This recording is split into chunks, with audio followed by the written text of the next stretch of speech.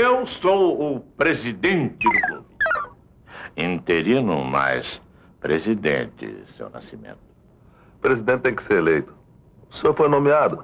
Pra mim não tá com nada. Você tá vendo um trecho do filme Os Trapalhões e o Rei do Futebol, de 1986. Nesse filme, os Trapalhões são os craques de um time de pelada chamado Galinheiro, o Cardeal, interpretado por Dr. Renato Aragão, e Fumê, representado por Mussum, trabalham como roupeiro e cozinheiro de um time maior, o Independência. Por causa de uma crise política, um dirigente mal-intencionado coloca o roupeiro Didi para ser técnico do time. Eu vou nomear técnico do Independência o primeiro que aparecer naquela porta. A ideia era dar tudo errado, mas eles se superam com o poder da amizade e com a ajuda do jornalista esportivo Nascimento, interpretado pelo Pelé. O auge do filme é quando o Independência disputa o título do campeonato. Com um zagueiro e um goleiro expulsos, o Cardeal decide entrar em campo na zaga e pede para que o Nascimento se finja de goleiro, já que ele era muito parecido com um jogador do Independência. O gol do título vem quando o Nascimento faz isso aí.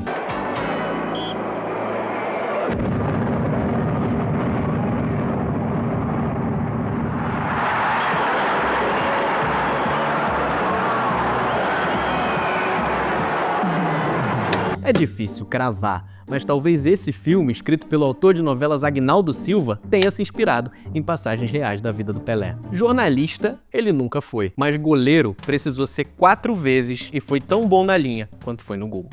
Vai jogar no gol. No gol.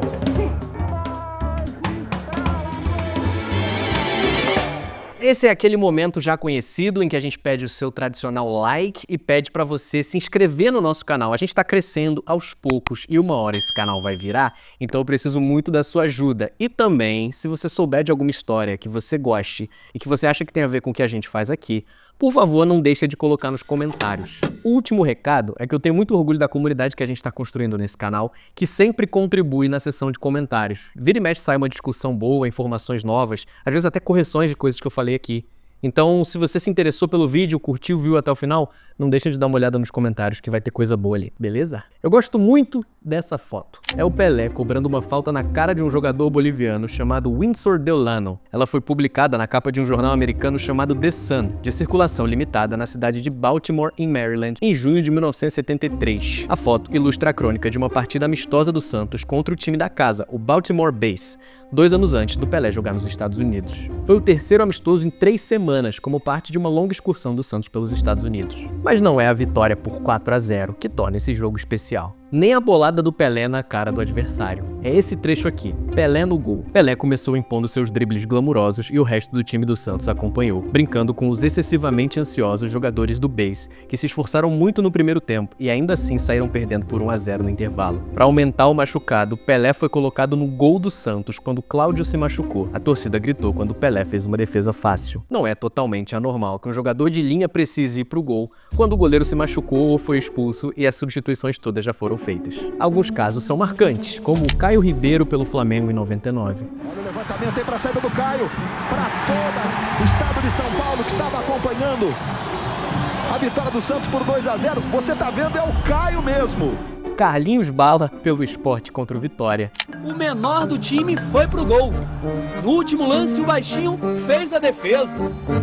Vitória do Sport. E o Felipe Melo defendendo um pênalti pelo Galatasaray. Menor.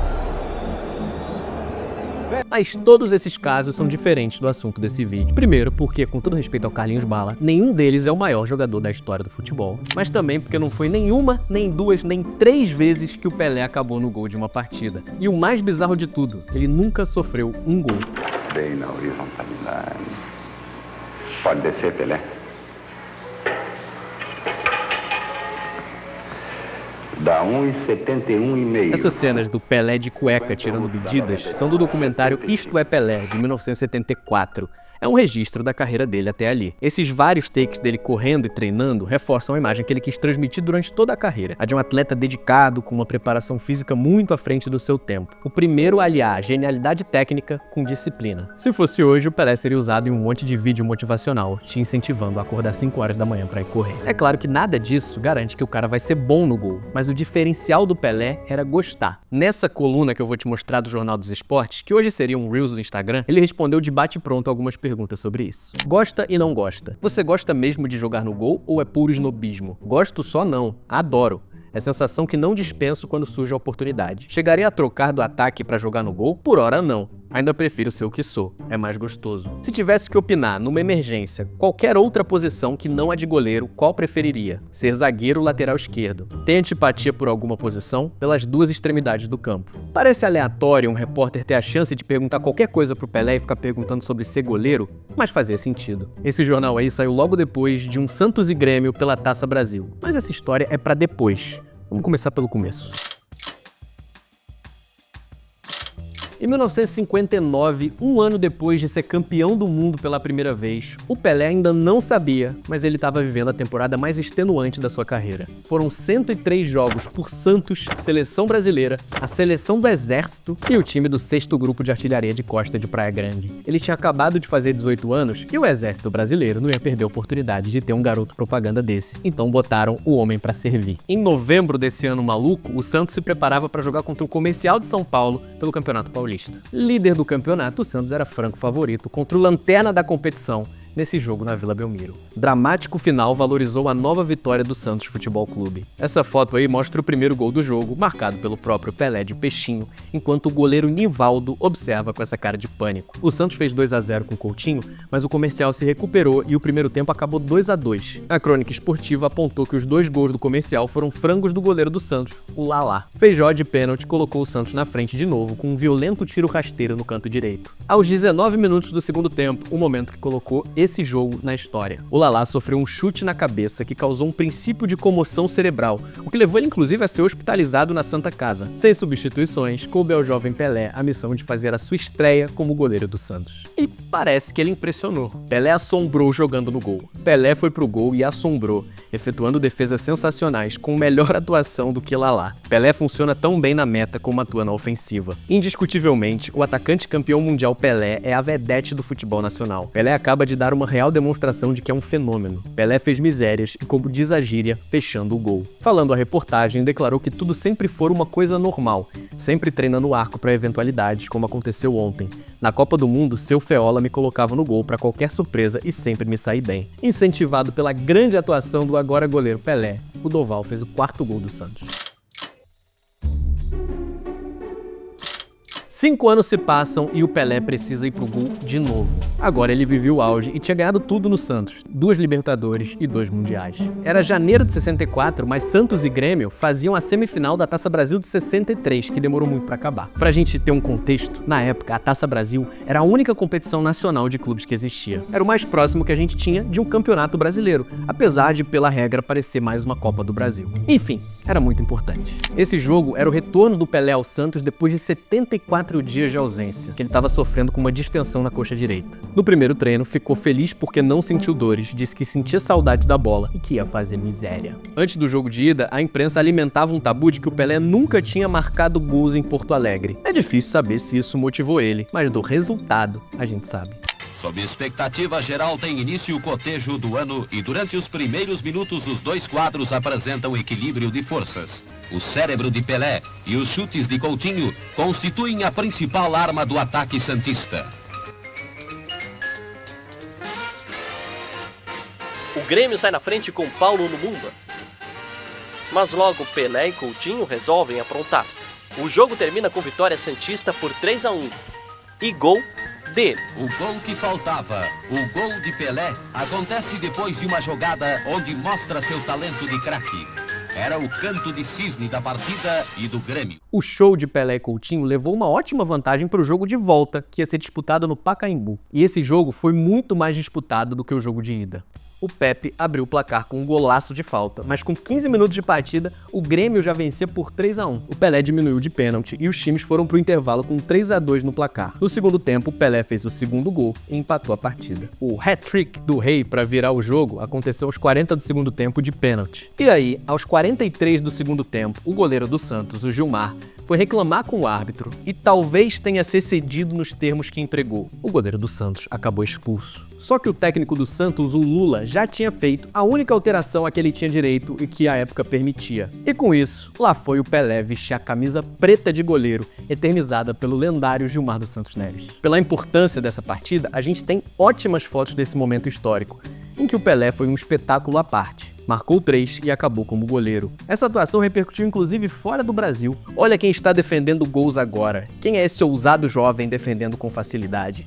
É Pelé, o melhor jogador de futebol do mundo. O jornalista inglês Clive Toy, do Daily Express, só errou o adversário e chamou o Grêmio de Flamengo. Eu lembro do técnico do Brasil, Vicente Feola, me dizendo: se o Pelé não fosse o melhor atacante do mundo, ele seria o melhor goleiro do mundo. Parece que ele estava certo. Foi depois desse jogo que o Pelé deu aquela entrevista que você viu no começo desse vídeo, dizendo que amava jogar no gol. O Santos acabou campeão da Taça Brasil, o que naquela época já não era novidade pra ninguém. E de acordo com essa reportagem do Bruno Rodrigues da Folha de São Paulo, ninguém sabe onde foi parar a camisa preta de goleiro que o Pelé usou nos minutos finais da partida.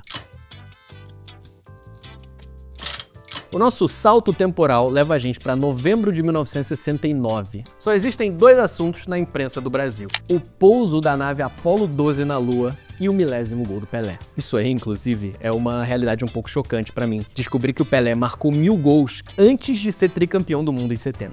A campanha do milésimo parou o noticiário do país em 69. E todo mundo ia acompanhando os gols 990 e pouco pra saber quando e onde seria o milésimo. Todos os prefeitos do Brasil queriam que o Gol 1000 saísse na sua cidade. E o Santos ia rodando o Brasil sem pressa nenhuma. Depois de marcar o 997 e o 998 numa vitória contra o Santa Cruz na Ilha do Retiro, o Pelé foi a João Pessoa jogar um amistoso contra o Botafogo da Paraíba, e o Santos traçou um plano de guerra para evitar que o Gol 1000 saísse na Paraíba. Os políticos tinham interesse que o milésimo fosse marcado em suas cidades. E na João Pessoa realmente estava armado alguma coisa e a direção do Santos percebeu isso. O treinador Antoninho ficou preocupado. Porque ele achava que qualquer bola que ele chutasse pro gol, o goleiro ia deixar passar. Então vamos nos precaver. Entrou ser um goleiro reserva para que, se o Pelé fizesse um gol, a coisa pararia por aí. Para muitos, o jogo está fácil demais quando o juiz apita um pênalti. A torcida eufórica exige que Pelé cobre. O seu Edson se recusava a cobrar. Ele não queria bater, ele mandou o Carlos Alberto bater. Aí eu falei, pá, malandro, ó, eu que não vou bater. Daí o juiz chegou e falou, ó, Pelé, vai chutar esse pênalti de uma vez, vai. Eu disse pra ele que o seu Edson é melhor o senhor cobrar, porque senão vai ser difícil nós sairmos daqui. E é ele que vai bater. Atenção. Pelé corre, dá uma paradinha e marca o gol 999. E aí entrou em ação o plano do Santos. Aí, o goleiro do Santos caiu, passando mal. Deu uma indisposição estomacal nele e saiu correndo pro vestiário. Aí o Pelé teve que ir pro gol. Pelé, em lugar de Jair Estevão, no gol do Santos Futebol Clube. O milésimo gol não vai sair na Paraíba, gente. Durante o tempo em que permaneceu no arco, Pelé não fez nenhuma defesa sensacional, praticando apenas 2 intervenções sem problemas. Pelé não chegou aos 1000 porque não quis. Pelé se omitiu, aparentemente, do jogo para tentar os 1000 na Bahia amanhã ou contra o Vasco no dia 19 no estádio Mário Filho. De fato, o Gol 1000 acabou guardado para sair nessa partida contra o Vasco no Mário Filho, que a gente conhece como Maracanã. Se emociona. Caminhou Pelé, apontou.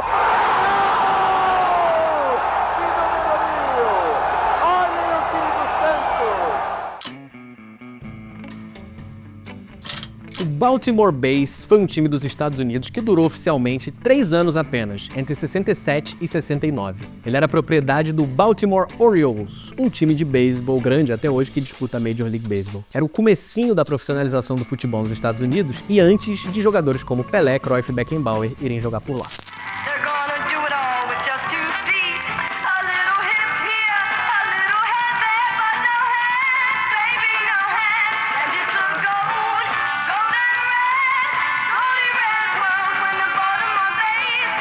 Esse time, o Baltimore Bays, fechou as portas em 69 com um prejuízo de mais de $1 milhão.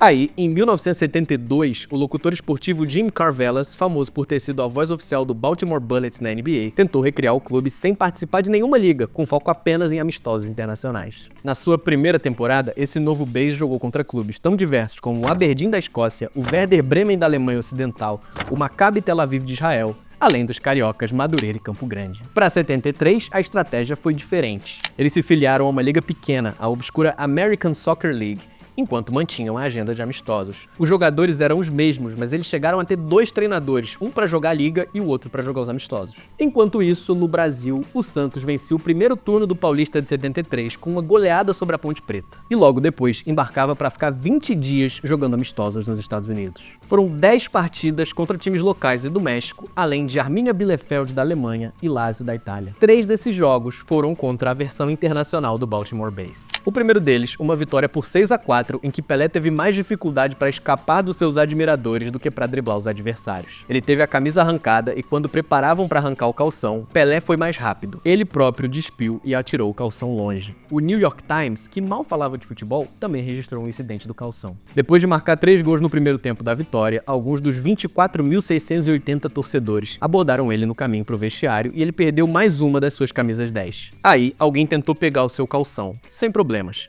Pelé tirou ele, jogou na arquibancada e correu para a segurança usando uma sunga preta. Acontece no mundo todo. É um prazer. Sempre tem uma sobrando. 15 dias depois, o Santos goleou o Bays de novo por 7-1. Mas o mais marcante foi o terceiro jogo, marcado para 19 de junho de 1973. Aquele da foto da cobrança de falta. Chute sensacional. Foi um chute sensacional em curva por cima de Cormal, que entrou no canto do gol, deixando os Bays num virtual estado de choque e os torcedores sem fôlego. Talvez não dê para entender direito, mas isso é um americano dos anos 70 descrevendo um gol olímpico. O único dos mais de 1.200 do Pelé, que foi marcado direto de um escanteio. Pelé pega no gol após marcar 2 vezes. Pelé marcou em um escanteio e em um pênalti hoje à noite, e jogou os últimos 9 minutos como goleiro, enquanto o Santos do Brasil vencia o Baltimore Bays por 4-0. Cláudio, o goleiro reserva do Santos, se machucou faltando 9 minutos e 36 segundos. Como o goleiro titular Serras tinha voltado ao Brasil após se machucar num jogo contra o Bays na última sexta, Pelé assumiu o serviço no restante do jogo. Foi a 4ª e a última vez que o rei do futebol virou goleiro na sua carreira. Essa excursão, que era um dos primeiros passos dos Estados Unidos querendo trazer o futebol para o seu território, acabou determinante para que o Pelé deixasse o clube e fosse encerrar a carreira 2 anos depois, no lendário New York Cosmos. Please say to me, say with me, 3 times, Lord, Lord, and Lord. Thank you very much. Muito obrigado. Se você gostou desse vídeo, eu peço encarecidamente que você considere me seguir nas minhas redes sociais. Eu tenho Twitter, Instagram e TikTok. E lá você encontra histórias como essa, mais curtinhas, né? Vertical, 1 minuto e meio. Se eu editei esse vídeo corretamente, o meu arroba está aparecendo na tela. E talvez você também se interesse por outros vídeos desse canal. Tem bastante coisa muito legal lá. Eu separei um aqui pra você que talvez você goste. É um raio-x da passagem do Rivelino pelo Al Hilal nos anos 70. Tá incrível. Clica aí que você não vai se arrepender. Valeu!